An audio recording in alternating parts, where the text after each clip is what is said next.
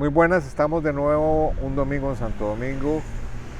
Estamos en el mes de junio, en que una de las personas que más ha aportado a nuestro cantón, a nuestra idiosincrasia, a nuestra forma de ser, a la comunidad domingueña, cumple 103 años de haber fallecido el 29 de junio.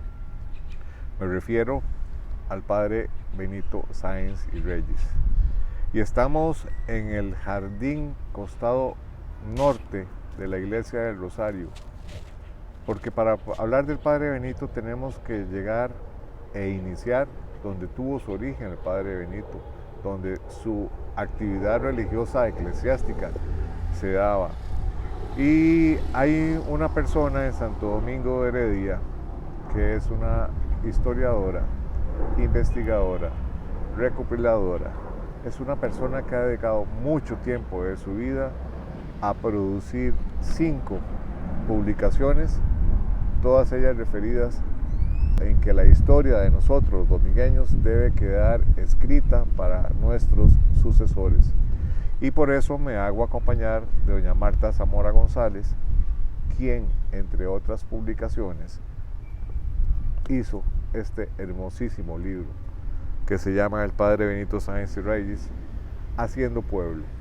Le solicité a Marta el favor de que en conmemoración de este 103 aniversario del fallecimiento del padre Benito, nos acompañara y nos explicara cuál ha sido la obra del padre Benito, por qué es tan importante para nosotros domingueños el padre Benito Sáenz.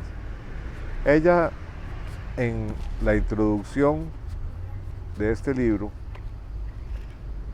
sin leer todo lo que dice la hoja y refiriéndome nada más a 6 líneas contenidas en la introducción, van a ver cómo ella resume principalmente la obra del padre Benito.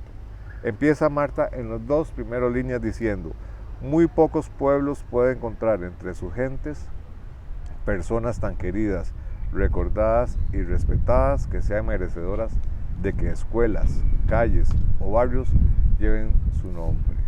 Y es totalmente cierto. Continúa: haremos todo el esfuerzo necesario para que su recuerdo vaya más allá del nombre de la escuela o del busto que sobre su tumba acompaña su gran obra, la Basílica de Santo Domingo Guzmán, en este pueblo que también lleva ese mismo nombre. Y continúa más hacia el final: aquella campanita debería de sonar siempre entre sus calles, para que no olvidemos el lugar de donde venimos, para que no olvidemos el mensaje de quien enseñó a aquel pueblo a caminar.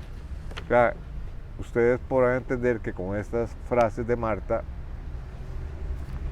uno queda totalmente invitado a darle lectura obligada a esta creación, porque nos está diciendo la importancia de la obra del padre Benito Sáenz en Santo Domingo. Y le dije que me hiciera el favor de explicarnos por qué aquí, primero en la iglesia del Rosario, costado norte, porque para llegar a la basílica tenemos que iniciar aquí. Y ella les va a contar qué es lo que había aquí atrás, qué había en la esquina y qué relación tiene todo eso con el padre Benito Sáenz. Marta, muy agradecido y gracias por querer compartir con nosotros los domingueños y domingueñas esta gran labor, que obviamente quiero felicitarte públicamente, porque son muy pocas personas las que se interesan en escribir de Santo Domingo, ¿verdad? Y magnificar la obra del padre Benito Sáenz ha sido para mí uno de los mejores ejemplos de que el ser domingueño tiene sus raíces muy arraigadas en conductas como la del padre Benito, ¿verdad? Desde lo religioso, lo que usted quiera, hasta el esfuerzo de todos los pueblos por construir sus edificaciones. Entonces, Marta, regálenos parte de su conocimiento a todos los domingueños. Muchas gracias, Jorge. Sí, bueno, el padre Benito Sáenz es uno de esos personajes que en algún momento creí que era importante rescatar. Yo creo que más que buscarlo, él me encontró en un determinado momento. Yo estaba visitando la basílica, intentando ver un poco cómo iba lo de la restauración, y conversando con alguien ahí me recordó, porque yo realmente tampoco lo recordaba, he de ser honesta, que el padre Benito estaba por cumplir 100 años de muerto.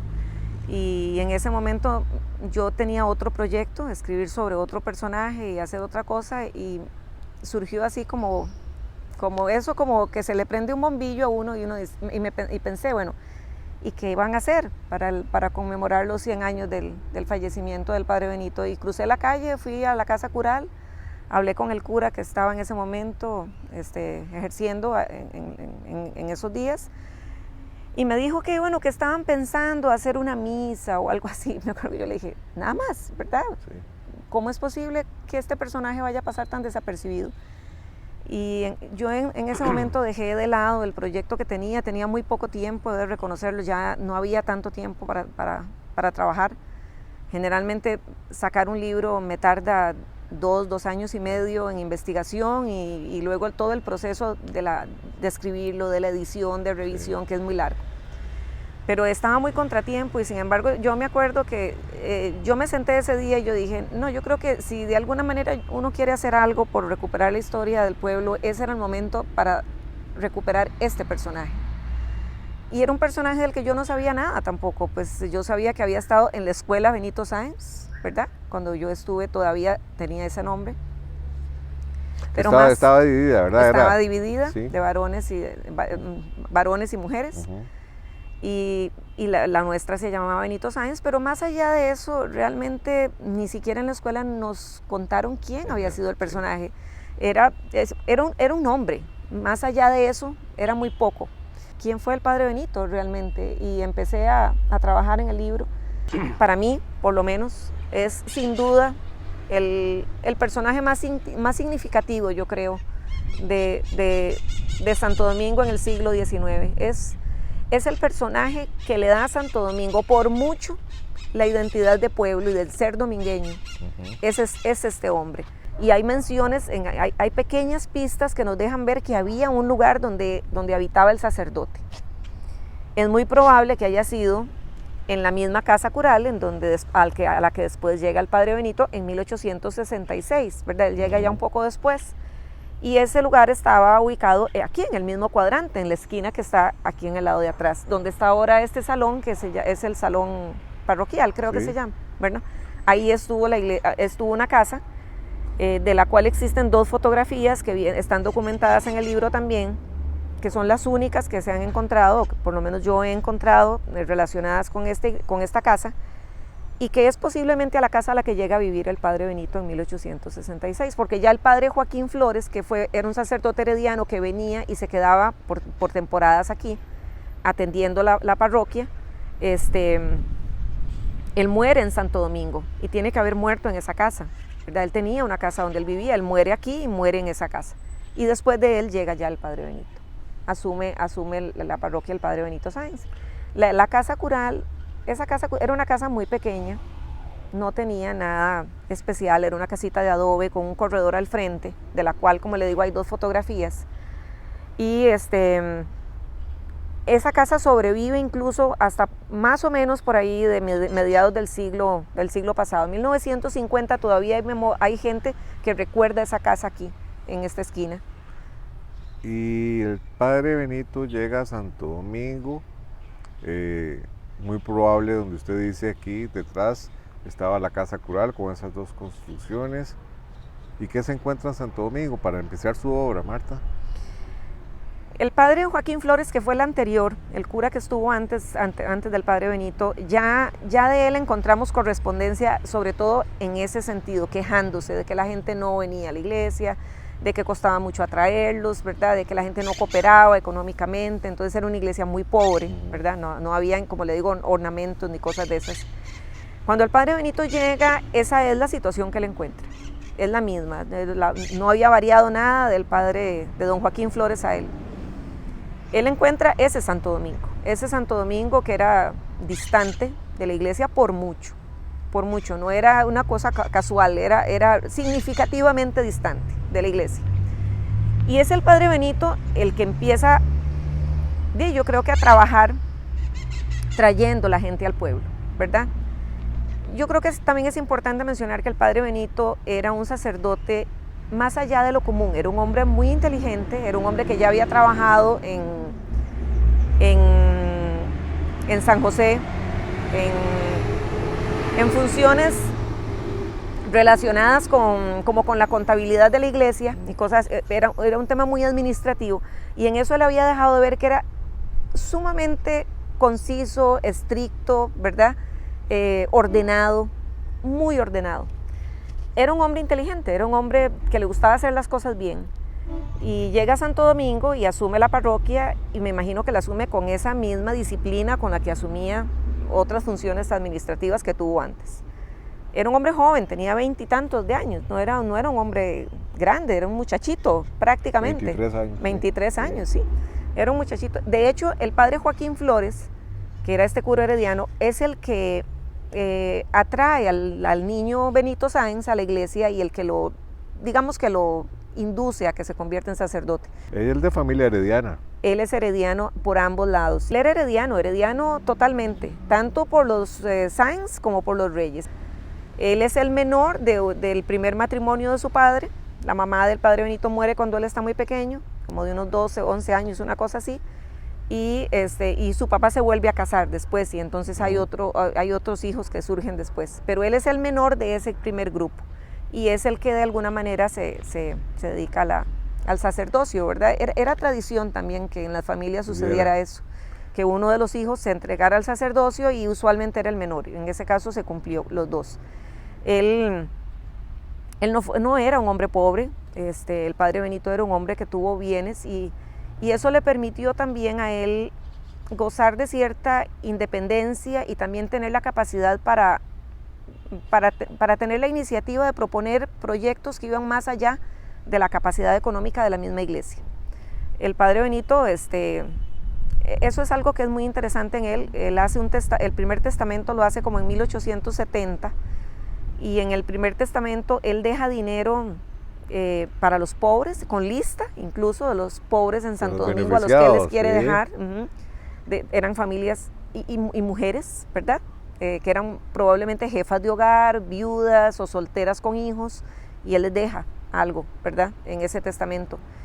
Y ya desde ese testamento él deja dinero para proyectos que eran muy inusuales. Una de las cosas que es admirable en el padre Benito, por el contexto en el que él estaba, es que él se preocupó por las niñas en este pueblo. Yo creo que eso es algo que no se debería dejar de lado en las escuelas, y aquí se les debería enseñar a los niños que hubo un sacerdote que en el siglo XIX, a mediados del siglo XIX, un poquito después, tuvo la iniciativa de construir una iglesia para niñas con A, no niños, ¿verdad? Ajá. Niñas, que tuvo la visión, con A, sí, que tuvo la visión y la capacidad de pensar que las niñas tenían que aprender algo más que aprender a bordar y hacer el oficio con la mamá en las casas, que era lo que se acostumbraba, ¿verdad? Sí. Las niñas eran educadas para ser esposas, sí. Es la realidad, ¿verdad? No, él quería que aprendieran, y si bien es cierto, la influencia de la iglesia era muy grande en esa época, y él se ve enfrentado en ese momento a todo el movimiento liberal que surge por ahí de los años 1870 en Costa Rica, y que además con un personaje muy importante en Santo Domingo, que fue Félix Arcadio Montero, que fue padre de este movimiento y que estaba aquí, o sea, él convivía con ese movimiento a diario. Aún así, y entendiendo que sí, la iglesia tenía una gran influencia en la educación y todo, el solo hecho de que él pensara que estas niñas estuvieran en una escuela y pudieran aprender no solo a cocinar, sino a sumar y a restar, a leer, a saber algo más de la historia de su pueblo, de su país, ya era una visión, yo diría que novedosa para alguien de aquella época, y sobre todo un sacerdote. Y valerosa también. Claro.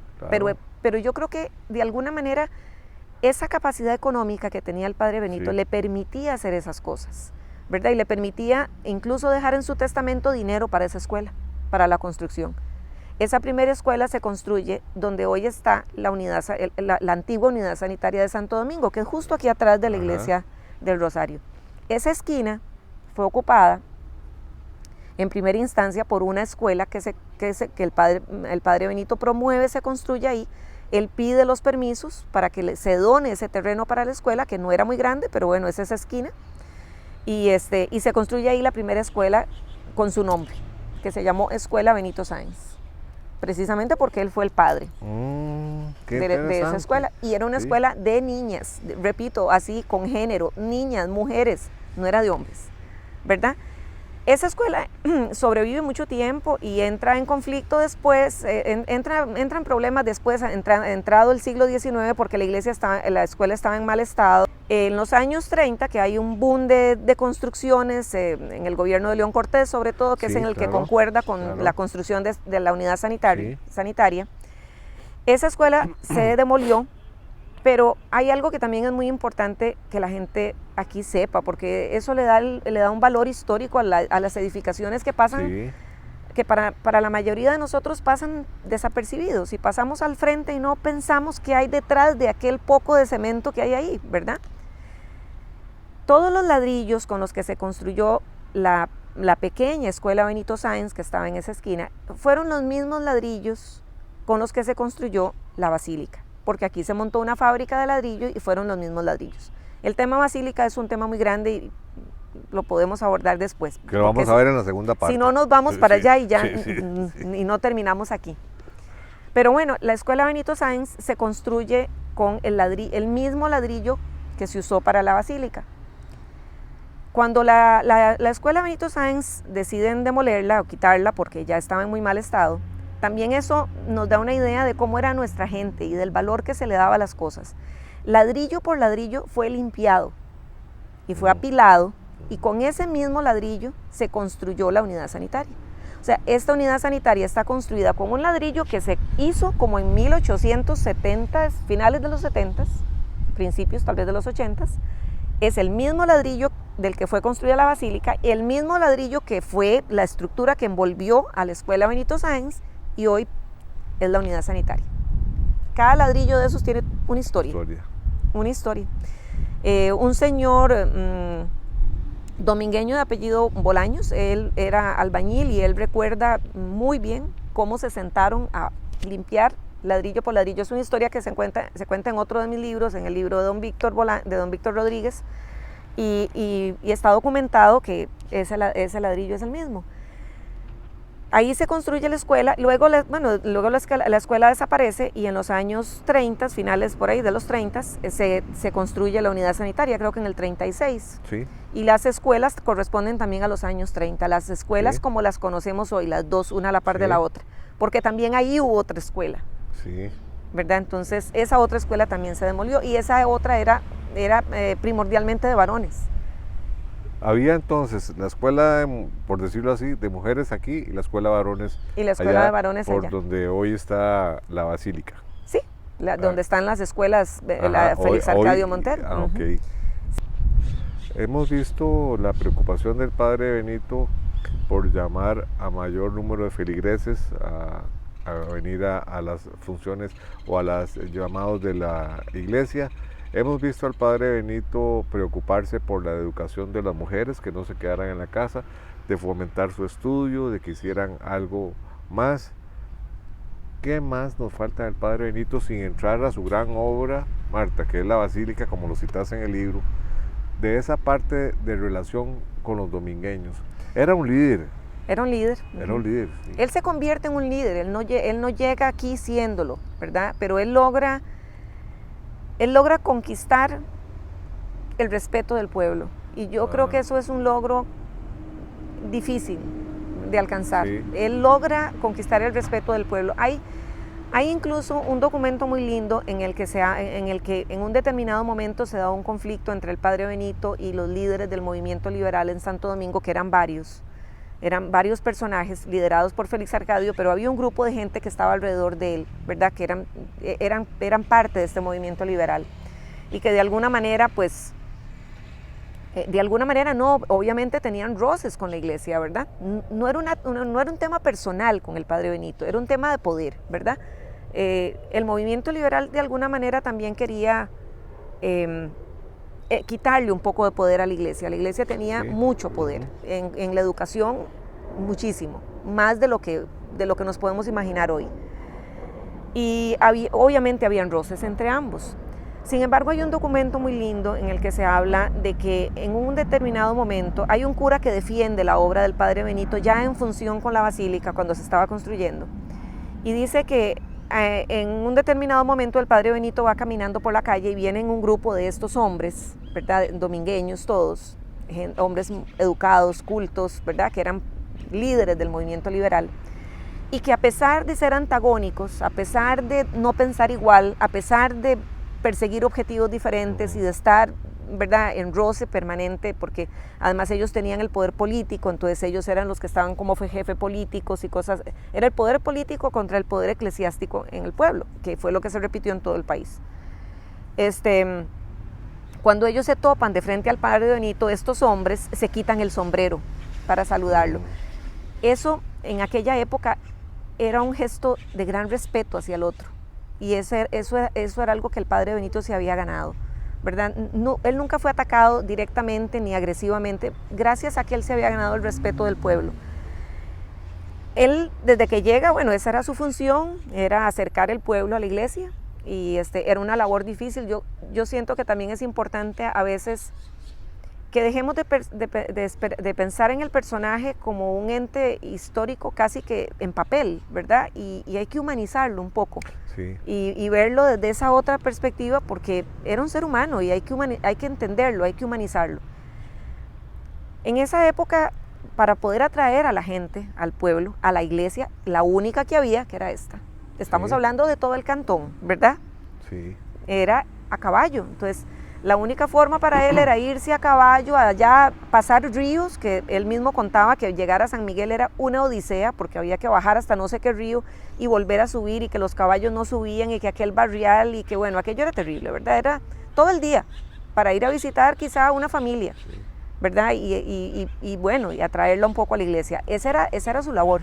Esa era su labor casi a diario, ¿verdad? Estar yendo a visitar a la gente para atraerla a la iglesia, para que llegaran. Fue una labor de años, ¿verdad?, en la cual él fue ganándose el cariño y el respeto de la gente. Y uno de los pasajes más lindos también era que el padre Benito, ya aquí en Santo Domingo, en el pueblo, ya no en los distritos, solía caminar por las calles con una campanita en la mano y las hostias en alguna de esas, algún recipiente especial de los que ellos usan, ¿verdad? Ahí llevaba las hostias, y entonces él llevaba una campanita en la mano.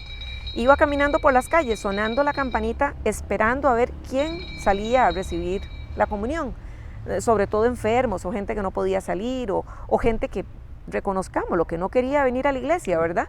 Era su manera de atraerlos. Bueno, si ellos no vienen, yo voy a ellos, y voy humildemente, camino por las calles, ¿verdad?, a ver quién. Era un gesto muy humano, yo creo, y muy, muy empático a nivel social. Era, voy a ellos si ellos no quieren venir. Y así se fue ganando al pueblo, así se fue ganando a la gente. Luego, él fue un hombre muy particular en muchas cosas. Era un hombre sumamente austero. Como te decía antes, fue un hombre con dinero. Él tenía una herencia que le queda de su familia, y luego, bueno, de ahí los sacerdotes en esa época también hacían sus negocios, no era que no, muchos eran prestamistas y él lo fue también. Eso también hay documentos que lo demuestran. Ellos prestaban dinero, ¿verdad? Y él lo hizo también. El padre Benito aparece vendiendo flores, incluso en algún momento importó flores de España, ¿verdad? Quién sabe a través de quién, y entonces él vendía flores de seda. Y entonces encuentro una nota en la prensa en donde dice flores de seda traídas de España, entenderse con el padre Benito Sáenz, ¿verdad? Que es muy curioso, pero bueno, ellos también hacían sus negocios. Eso era muy común, que los sacerdotes fueran prestamistas, no era nada inusual. Y bueno, él, además de que era tan austero, pues lo que se ganaba, porque se les pagaba, como es evidente, por sus funciones, lo guardaba seguro, me imagino que no gastaba mucho. Entonces él tenía dinero para heredar, tenía dinero para dejar dinero para la construcción de la basílica, para la construcción de la escuela, para los pobres, para sus sobrinos, a todos les dejó. Y los testamentos, ambos testamentos, los dos que él escribe en vida, están en el documento. Y es muy interesante leerlos porque, bueno, se da uno cuenta de que sí, él era un hombre que tenía bienes. Sin embargo, él llega al final de su vida tan pobre que no tenía ni qué ponerse, ¿verdad? La sotana tenía huecos, no había forma de que la gente del pueblo lo veía y le daba lástima, entonces le regalaban medias o le regalaban ropa interior, ¿verdad? para que él tuviera, y nada más se la traía para la casa cural y pasaba alguien que tenía menos que él y él se la regalaba y se volvía a quedar sin nada. Entonces ese era el Padre Benito. Ese fue ese personaje, y todos esos pequeños detalles, el que el pueblo lo percibiera así, su humildad, tal vez también en parte su austeridad, esa actitud tan estricta en su manera de ser, ¿verdad? Porque él era así como muy cuadrado, diríamos hoy. De ahí hizo que la gente lo respetara, que el pueblo le diera su cariño y su respeto, al punto de que es por mucho el sacerdote que le dio a Santo Domingo esa identidad de pueblo. Ese domingueño que conocimos en el siglo pasado, no tanto hoy quizá, pero sí en el siglo pasado, que era de ir a la iglesia, religioso, que veía, digamos, las actividades de la iglesia con mucho cariño y fervor, ¿verdad? Ese domingueño es hijo definitivamente de estas enseñanzas del Padre Benito. Porque luego el cura que sigue, que fue el Padre Mendoza, el Padre Mendoza había estado mucho tiempo como coadjutor aquí con el Padre Benito. Entonces el Padre Mendoza también era como hijo del Padre Benito, ¿verdad? Él había crecido espiritualmente ahí, ¿verdad? Con el Padre Benito, y luego él es el que se queda muy poco tiempo, él muere muy joven.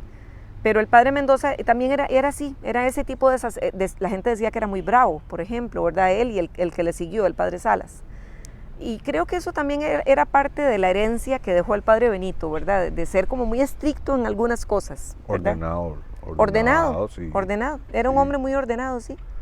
Y antes de hacer nuestro viaje a la gran obra del Padre Benito, Marta, como lo describís en tu libro, La Basílica de Santo Domingo, y para finalizar este capítulo el día de hoy con un mensaje de Marta en el sentido de cuáles son las características del Padre Benito que forjan la identidad del domingueño, ¿qué podemos citar? Yo creo que la honestidad es una buena herencia del Padre Benito.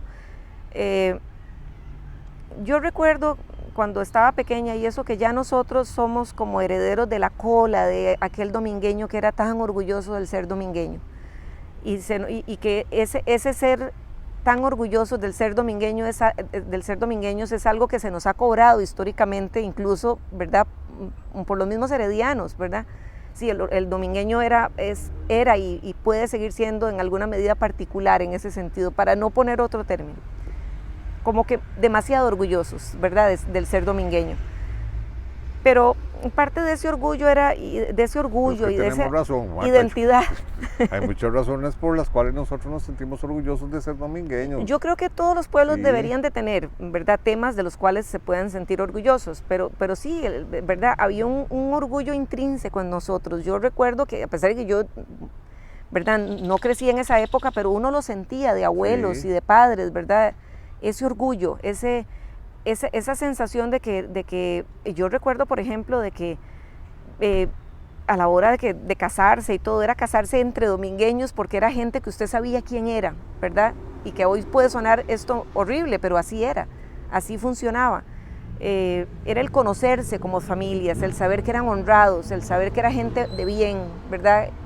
Esa parte era muy importante, y yo siento que el ser seres de bien, cercanos a la iglesia, porque no podemos evadir esto, es una herencia muy, muy dejada por el Padre Benito. El estar orgullosos de ser personas de bien, cercanas a Dios, cercanas a la iglesia, y hacer las cosas bien. Esa es una herencia que yo creo que uno puede rescatar de él. Y ya le digo, yo creo que sí, esa identidad del ser domingueño, esa identidad no la da el Padre Benito.